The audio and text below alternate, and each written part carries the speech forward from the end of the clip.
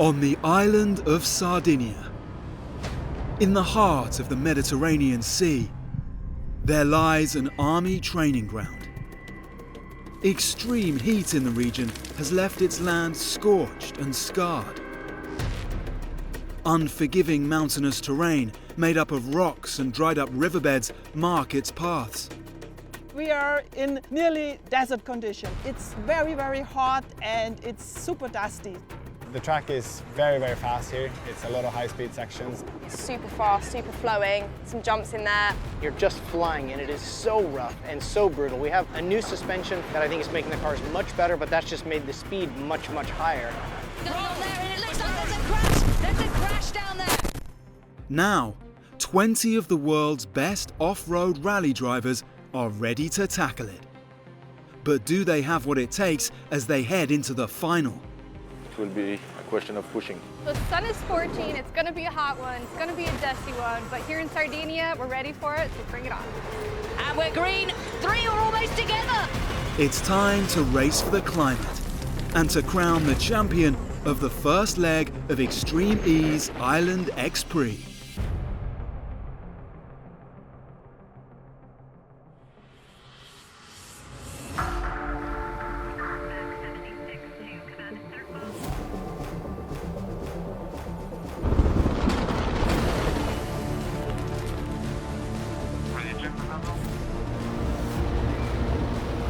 Prepare to be aggressive. Hyperdrive now.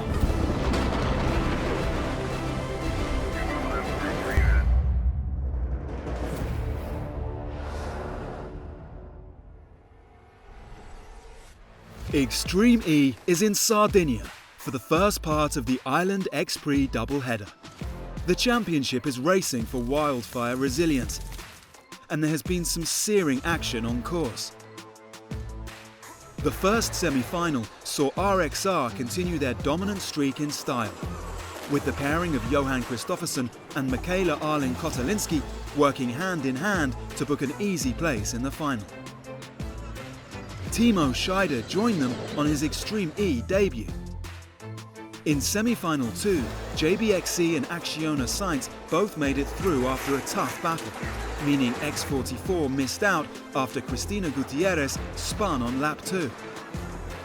But first, we learn how Extreme E's new technology communications partner, Vodafone Business, are pushing the boundaries of remote connectivity to allow Extreme E to race around the world.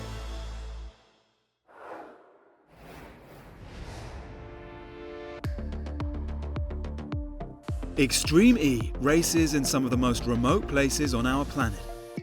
From the hot, dry deserts of Saudi Arabia to the melting ice glaciers of the Arctic. Staging races in these often isolated locations is a massive feat, most strikingly when it comes to connectivity. It lives up to the name extreme. We come to extreme environments. It's extremely complicated what we do here, not only in terms of production, but also gathering the data from the cars, how we get information out of the site, back to the outside world, and even how we distribute to all our different rights holder partners around the world. So connectivity is absolutely key.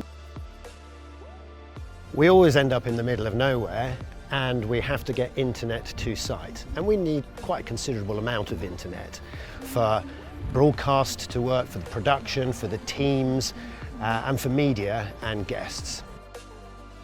The championship has partnered with Vodafone Business to increase connectivity around the site even further, for the benefit of the teams, drivers, and fans. We want to deploy a mobile private network that will support the medical communications for the team.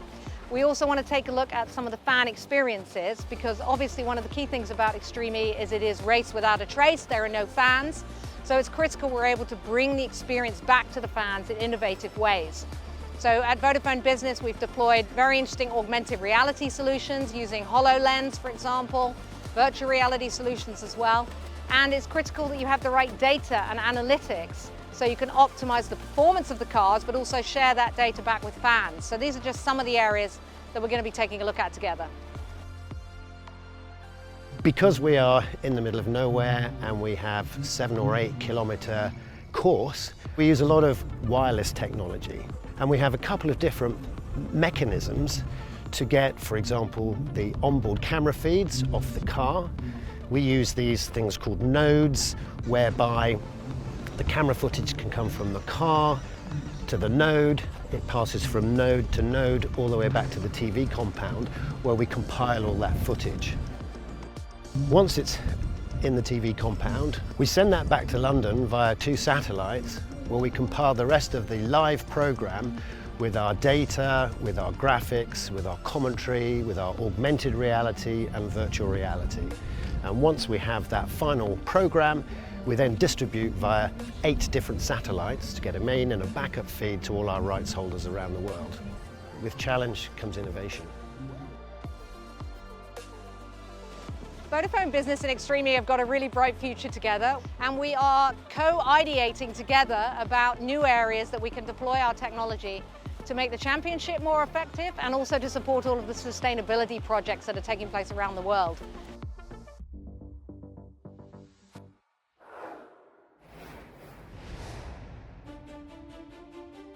The innovation extends to Extreme E's race format, with the last chance Crazy Race.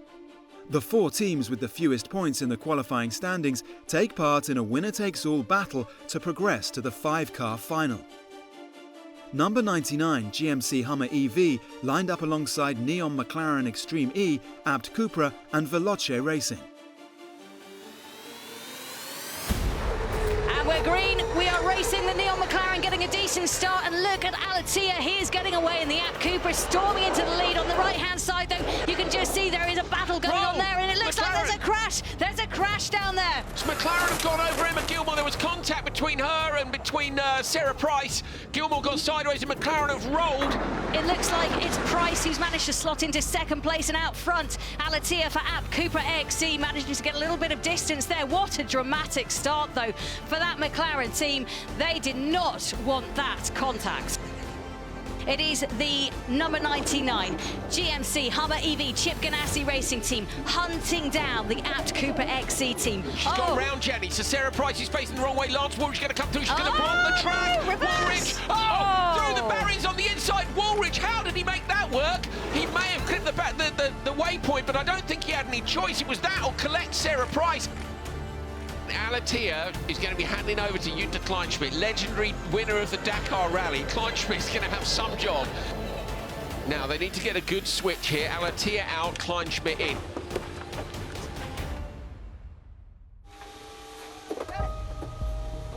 Oh! The Cupra machine moved and has then... Too late. If she's moved and then stopped and then gone again, she'll get the penalty. She might as well have just gone, Jenny. I think Kleinschmidt's gone early. With a potential time penalty for Abt Cupra, both Christine GZ and Carl Leduc look to close the gap. But would their squabbling allow Kleinschmidt to pull away? Avoids the bump, still he looks for a way through, looks up the inside through the water splash. This time he's alongside. I think he's going to get it done. Carl Leduc gets up past alongside Christine GZ. Can she hold on the right-hand side? No, Leduc is through. 125 car is under investigation for a drop flag and waypoint 6, but not switch zone. But if it's a drop flag, Jenny, that's 10 seconds. The gap's only 15.5. So Leduc now, if Leduc gets within 10 seconds and that investigation is correct, they would win the crazy race and go through. Oh, there is a lot at stake here. 1 place, remember, 1 car goes through to the final. Lots of points on offer. Jutta Kleinschmidt, she's managed to maintain that gap. It's 11.13. She needs 10, and then she needs to pray that they didn't release the car early. She takes the win, but will it be enough? Is the GMC Hummer going to get there in under 10 seconds? Because if he does, I think it will go Leduc's way anyway. Coming down to the finish line now, he crosses the line. It's under 10. I think that will see Leduc and Price go through to the final. Minutes after the checkered flag, the stewards confirmed a penalty for Abt Cupra, promoting number 99 GMC Hummer EV Chip Ganassi Racing to the final, for a shot at redemption in Sardinia.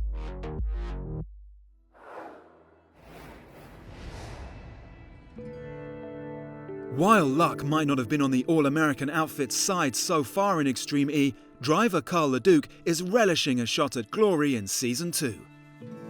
Season 1 taught us a lot about leaving the smallest carbon footprint possible, but this year we're determined to leave a footprint on the top of that podium. I'm Kyle LeDuc, driver for Chip Ganassi Racing. I got into racing, I think, before I was even born. It was something my dad did my whole life, and I was born and raised into it. We just grew up around it. You go out in the backyard and there's trophy trucks and there's Dakar trucks and there's semis, and they're building trucks in our shop at home, so it was just something we were always around growing up. It was an awesome childhood for sure. It goes back to being in high school and racing RC cars. You know, I raced my first RC car race when I was like a freshman in high school. Then I got myself into mountain bikes. Me and my brother started racing mountain bikes, and slowly got into the trucks with a micro budget. I knew I wanted to do it. I knew I had some sort of a skill to do it. And man, it just kind of snowballed, you know, racing in the desert with my dad and my brother. You know, my mom was a part of it, my sister, like we're just a big family in off-road motorsports. And I love building the cars. I've built every single car I've ever raced or won in. The fact that we built it, brought it, designed it, put it in front of all these other cars, and you just kicked everybody's ass with it. So that's the part of it that I love.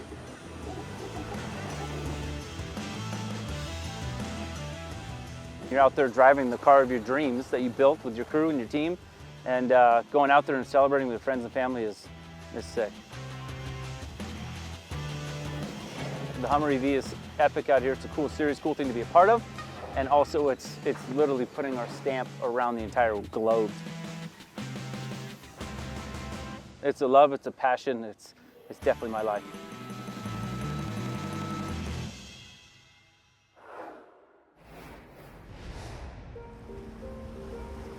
Extreme E's global voyage is made possible by its floating paddock, the St. Helena.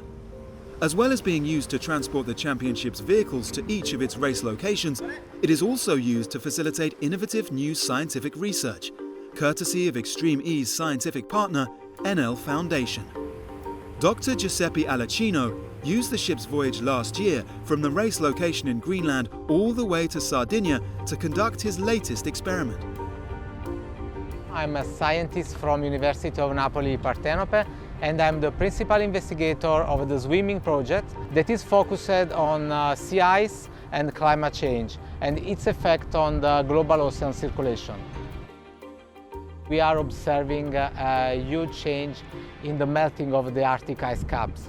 This has a consequence on the salinity of the ocean. Because the ice cap is made of fresh water, and this fresh water changes and decreases the salinity of the ocean when it flows into the sea. We need to monitor this situation because it can have important implications. A change in salinity, of course, can change ocean currents, and this can have an important impact on global climate. Since 2010, we are able to measure the sea surface salinity from satellites. However, this information is not very accurate. This means that it's very important to go to the sea with research vessels or ship of opportunities and collect real measurements of the actual state of the sea surface. Over the course of 40 days, Giuseppe used the St. Helena's onboard laboratory to collect surface-level samples to measure the salinity in the water over approximately 4,000 nautical miles. We collected the water from a tap that was set into the lab and that collects waters directly from the ocean at a depth that ranges from 4 to 5 meters. It gives us the opportunity to collect information from the lab and measure it with a salinometer in a continuous way. From these samples, we analyzed the sea surface salinity from Greenland down to the Mediterranean Sea. And this graph summarizes all the results collected in each of the 80 stations in which we sampled the sea surface salinity. Each station corresponds to a point on our map, and this is the complete voyage that we did with the St. Helena from Kangerlussuaq Fjord in Greenland down to the Sardinia. The information that we collected during these 40 days have been used for comparison to satellite information that we collected during the cruise. This information is very useful to check if any anomalous state of the ocean is found and for a comparison with information collected during the previous years. As we expected, the salinity increased, moving from Greenland down to Gibraltar Strait and then into the Mediterranean Sea. This ship was intended for a racing series, but actually it demonstrated to be wonderful for science. I'm so excited to see how many projects could be developed in the future on board this ship. It's so crucial to have the opportunity of carry on this kind of experiment, because this is essential to improve our knowledge and to be able to protect our planet.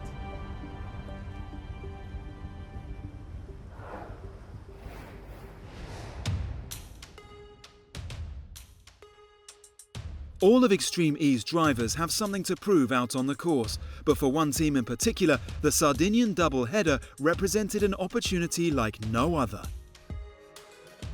Meet Extreme E's newest pairing, Tamara Molinaro and Timo Scheider of Excite Energy Racing. Both former championship drivers, the Island X Prix saw them get behind the wheel as part of a team for the very first time. I've been here designing tracks for 1.5 years now for Extreme E, being the reserve driver and the championship driver, but never have been racing so far. And I was always hunting for a steering wheel to see someone is like asking to go. But yeah, right now Excite Energy did it, and I'm super happy and super proud to be here. And as far as I can see, we're doing okay and we're doing well. So I'm pumped to go out there again and just show what we are capable of. They've never seen you racing, and there's always a question mark behind that, right?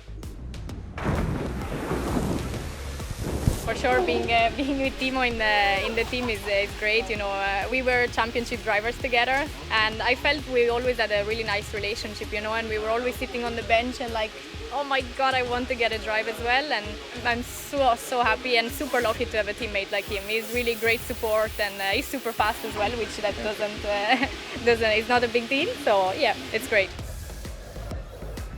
I'm so happy for everybody in the team. You know, it's their first final and our first final. We are for sure delighted. Well, the plan for the final is, of course, to go full Zen mode. We have nothing to lose. I think we will sit together soon and we will have a decent talk about the start procedure and how much risk we will take. I think we've been really clever so far. You know, we knew that this track was going to be, you know, a really tricky one. So yeah, as Timo said, it's full send mode now, and yeah, I'm looking forward to that. I have to say I'm proud of us. So that's what I am. So the team is pumped, myself is super pumped. I just want to go out there and show again what we are capable of. We're enjoying driving, that's the most important, and as far as we have fun, I think the result will be great too. So bring it home in one piece, that's the one thing, but on the other side I'm ready to send elbows.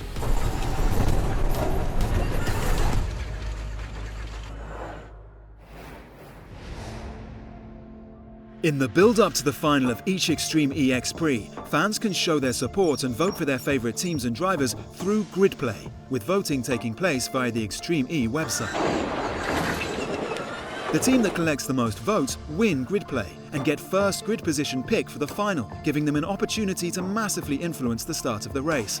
But there is a twist. The teams that do not reach the final can donate their votes to any other team, excluding the winners of the crazy race. With a strong start being key to a good X Prix result, grid play can make or break a team's chances of success. But which team would emerge as firm fan favourites at the Island X Prix?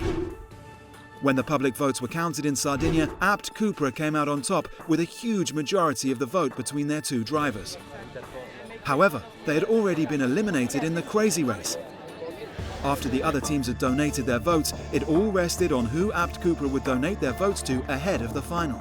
Following tension on course in Saudi Arabia, Nasser Al Attiyah chose Acciona Sainz and handed them first choice of grid position for the final in a show of respect between off-road racing legends. Well, first up to decide their grid position, of course, is Acciona Sainz.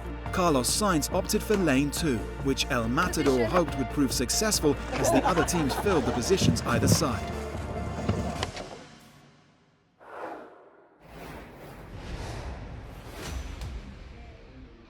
With grid selection complete, 5 teams were ready to race for the Island X Prix crown. Grid play winners Acciona Sainz lined up alongside JBXC, Rosberg X Racing, Excite Energy, and Crazy Race winners number 99 GMC Hummer EV for a dramatic final race start.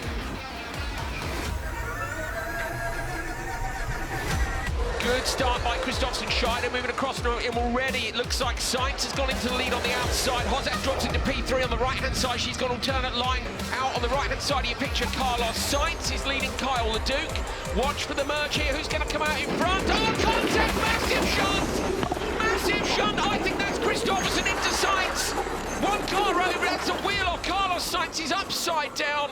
There's a crash in front. Sainz car's crashed. Caution, caution.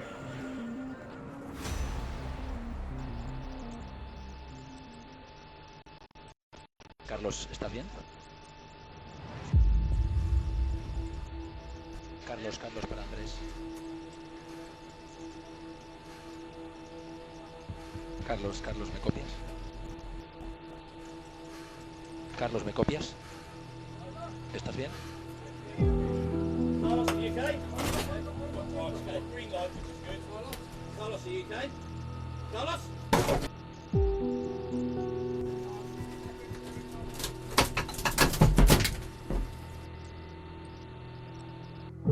As a precaution, Carlos Sainz was taken to hospital for tests.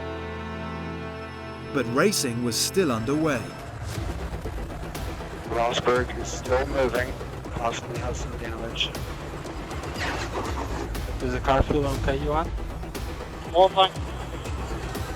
So Sainz out of this race, car upside down, but look at the wreck that is RXR continuing on in this race, and Kristoffersson really bold, but we'll just try and get this car around. Oh, and look at the Excite Energy Racing team. Scheider wants this, and he is trying to close down on Leduc. Despite the state of RXR's car, Kristoffersson was out in lead coming into the switch zone, followed by Carl Leduc pushing hard behind. Leduc kicks the rear up on the EV Hummer in the background. Then Excite Energy, 16 seconds behind. and JBXC at the back with some problems. Keep it flat, come on. Bottas has spun, yep, she's gone spinning round. Race control opted to call a red flag at the switch zone to complete the clear-up of Acciona Sainz's car, while RXR used the pause to do some repairs to their car. The race was restarted for one final lap, with RXR holding a small lead over number 99 GMC Hummer EV. Sarah Price had to try to close the gap down as quickly as she could. Oh, Sarah Price, slightly off track there. She wants to push, but she's got to keep it tight as well. Let's go. The teams pushed hard, but Michaela Arling-Kotelinski was flying round the course to secure another victory for Rosberg X Racing. Look in the distance, you can see that gap between the Hummer EV Chip Ganassi car. Still about 10 seconds. It looks like this is going to go the way of Rosberg X Racing. Arlen Kotelinski doing a really good job as she comes towards the finish. They will get maximum points from this. Arlen Kotelinski is delighted. The team are delighted. And number 99 GMC Hummer EV and Excite Energy secured their first ever podiums. This feels like a win. Woohoo! This is for you guys, all for you. Thank you so much. Thank you so much. Well, being on the podium on our first go is like super crazy. I can't even describe it with words, because we came here, we got this one shot, and we haven't had any test, we haven't had any chance to catch up with the team before in terms of like preparation. You see, this is goosebumps, you know? We had to be clever. We knew we had a good P3 in our hands, and I didn't want to screw it for sure. So yeah, then I was just like managing, you know, to bring it home. Soon after, however, Race Control announced a 30-second penalty for RXR that would pull them back to third position. We respect the opinion from the stewards, and yeah, we will serve the penalty. But in such a moment, the most important is that Carlos is okay. It was a big accident, and it was very unfortunate that me and Carlos entered waypoint 2 and emerging track at the same time.